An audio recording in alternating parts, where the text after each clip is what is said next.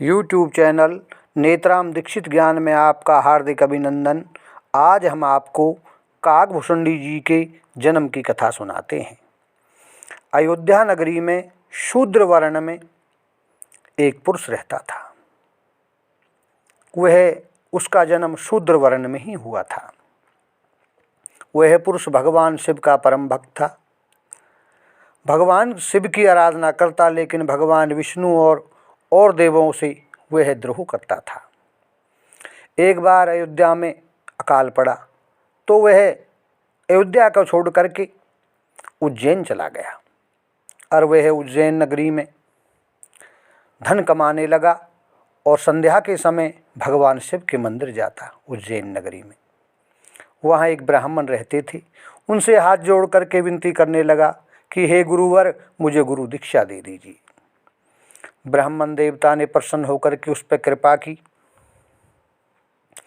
शंभु मंत्र मोहि तेजेवारे दीना, सोबे उपदेश विविध विधि कीना। जपऊँ मंत्र शिव मंदिर जाई, हृदय दम्भ एमिति अधिकाई। सियापत राम जय जय राम, मेरे प्रभु राम जय जय राम। वह गुरुदेव ने उसे शिव मंत्र दे दिया कि जाओ जप करो, और अनेक प्रकार की सिद्धियां प्राप्त कराईं। अविरल भक्ति प्रदान की भगवान शिव की। तो उसे क्रोध आने लगा, अहंकार हो गया, मन में अहम पैदा हो गया उसके में। फिर वह ब्राह्मणों की, संतों की निंदा करने लगा और समाज की भी निंदा करने लगा। एक बार गुरुजी उससे मिलने के लिए गए। मंदिर में मिलने के लिए गए तो वह मंदिर में बैठकर भजन कर रहा था। तो उसने गुरुजी को देख करके मुंह फेर लिया। जब मुंह फेर लिया, एक बार हरि मंदिर जपऊँ रहूँ शिव नाम, रामा जपत रहूँ शिव नाम। गुरु आयऊँ अभिमान ते, उठी नहीं कीन प्रणाम। सियापत राम जय जय राम। उसने उठ करके गुरुजी को प्रणाम नहीं किया और उनसे मुंह मोड़ लिया। इस पर भगवान शंकर क्रोधित हो गए और आकाशवाणी हुई कि हे शठ, तूने गुरु का अपमान किया है, तो गुरुद्रोही है। इसलिए तदपि तुझे दंडित तो करना पड़ेगा। तदपि शाप सट देहूँ तो ही, नीति विरोध सोहाई न मोही। जो नहीं दंड करो खल तोरा, भ्रष्ट हुई श्रुति मार्ग मोरा। कि तुझको मैं श्राप दूंगा, क्योंकि नीति का विरोध मुझे अच्छा नहीं लगता। अरे दुष्ट, अगर तुझे दंड ना दूं तो मेरा वेद का मार्ग भ्रष्ट हो जाएगा, क्योंकि तू तो गुरुद्रोही है। जय सठ गुरु सन ईर्षा करहीं, रौरव नरक कोटि जुग पारहीं। त्रिजग जौन पुनि धरहीं शरीरा, आयुते जन्म भरी पावई पीरा। कि जो मूर्ख गुरु से ईर्षा करते हैं वो करोड़ों युगों तक रौरव नरक में पड़ते हैं। फिर वहाँ से निकल कर वही पशु पक्षी की योनि धारण करते हैं और 10,000 जन्मों तक दुख भोगते हैं। सो तुझा दुख भोग। इस प्रकार जब भगवान शिव ने दारुण श्राप दिया उसे भयंकर, तो गुरुजी कांपने लगे। गुरुजी हाहाकार करने लगे। गुरुजी ब्राह्मण देवता कहने लगे, हाहाकार कीने गुरु, दारुण सुनि शिव साप। रामा दारुण सुनि शिव साप, कंपित मोहि बिलोकी अति। उर उपजा परिताप, सियापत राम जय जय राम, मेरे प्रभु राम जय जय राम। शिवजी का भयंकर श्राप सुन करके गुरुजी हाहाकार करने लगे। मुझे कांपता हुआ देख करके, उस शूद्र पुरुष को कांपता हुआ देख करके उनके हृदय में बड़ा संताप उत्पन्न हुआ। उसने, ब्राह्मण देवता ने दंडवत प्रणाम किया भगवान शिव को और कहने लगे, हे मोक्ष रूपी, हे विभु, हे व्यापक, हे ब्रह्म, हे वेद स्वरूप, हे निराकार, हे शंकास गौरी। इस प्रकार उस ब्राह्मण ने 8 श्लोकों में जिसे रुद्राष्टक कहते हैं उसका उच्चारण किया। इससे भगवान शिव प्रसन्न हो गए और कहने लगे कि वर मांगो। हे ब्राह्मण देवता, हम आपसे प्रसन्न हैं और हमसे वर मांगो आप।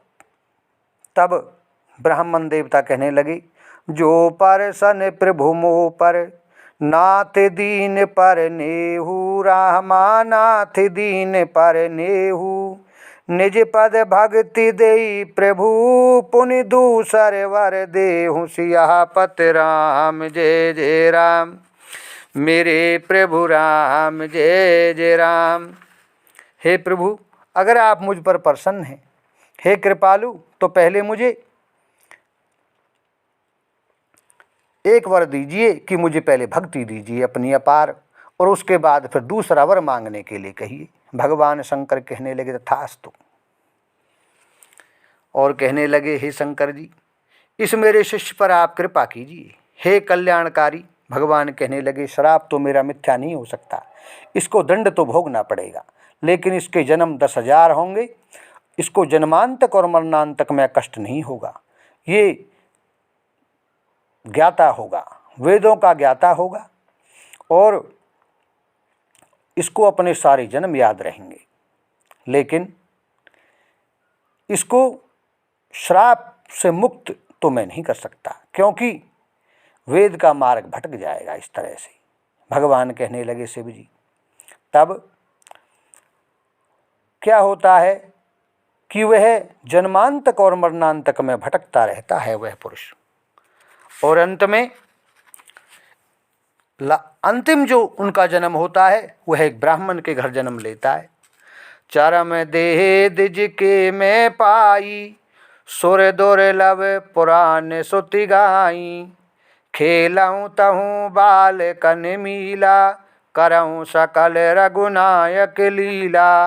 अंतिम जो शरीर उसने ब्राह्मण का पाया, ब्राह्मण के घर जन्म लिया, जिसे पुराण और वेद देवताओं को भी दुर्लभ बताते हैं। मैं वह वहाँ ब्राह्मण शरीर में बालकों के साथ मिलकर खेलता, तो भी वह रघुनाथ जी का ही गुणगान लीलाएं करता था। कुछ समय धीरे धीरे व्यतीत होता रहा, उसके माता पिता का शरीर पूर्ण हो गया। कि भय काल बस जब पितु मातु, मैं बन गयो भजन जन त्राता। कि जब माता पिता कालवश हो गए तो मैं भक्तों की रक्षा करने वाले श्री राम जी के भजन करने के लिए वन में चला गया, और जाते जाते आश्रम पर धीरे धीरे एक आश्रम था, मेरु शिखर बट छाया, मुनि लोमस आसीन, रामा मुनि लोमस आसीन, देखी चरण सिरुनायूं, बचन कहूँ अति दीन, सियापत राम जय जय राम। सुमेरु पर्वत के शिखर पर बड़ की छाया में लोमस ऋषि बैठे थे। उन्हें देखकर मैंने चरणों में सिर नवाया और अत्यंत दीन वचन कहे। मैंने गुरुदेव से मैं शिक्षा पाने लगा लोमस ऋषि से, और वहाँ लोमस ऋषि के पास बैठ कर के मैं उत्तर प्रत्युत्तर करने लगा। इससे लोमस ऋषि को क्रोध उत्पन्न कर आने लगा कि हे मूर्ख, हे शठ, तू अपनी बात को बड़ी मानता है, जिस कथा को हम आपको बता रहे हैं, जिन प्रसंगों को, उनको ध्यान में नहीं रखता, इसलिए हम तुम्हें श्राप देते हैं। श्राप दे दिया।